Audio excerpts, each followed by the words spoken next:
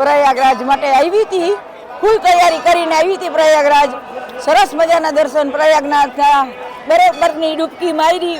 નરેન્દ્ર મોદી અને યોગીને ધન્યવાદ ધન્યવાદ ધન્યવાદ. રામનાથ દાદાના દર્શન કર્યા. એક મારી મનોકામના હતી, હું કૈલાસથી પાણી લઈ આવી હતી. કૈલાસથી પાણી મેં અહીંયા ચડાવ્યું છે. એ મારી ઈચ્છા હતી અને પૂરી થઈ. બસ દાદાની ભરપૂર આદા છે.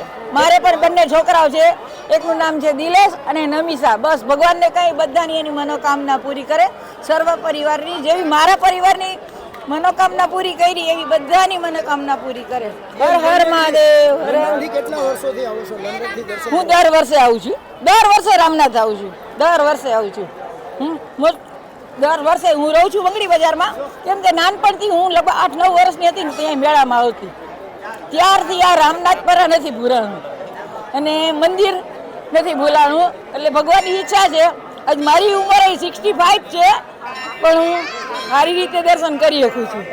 બસ ભગવાનને કંઈ આવી જ મને હર કામના પૂરી કરાવજે, અમારી અને મારા ઘરવાળાની. 550 વર્ષ છે ને દાદાને થઈ ગયા છે.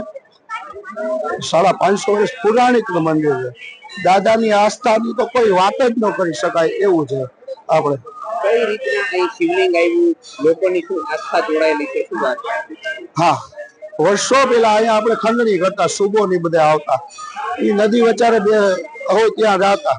એમાં આખું બધા પ્રજા સાથે આવ્યા હોય સૈનિકોની, ને જે સુબો મેન હતા એને એવી પ્રતિજ્ઞા હતી કે શિવ ની પૂજા કર્યા વગર હું પ્રસાદ કે જલ પણ અર્પણ ન કરી શકું.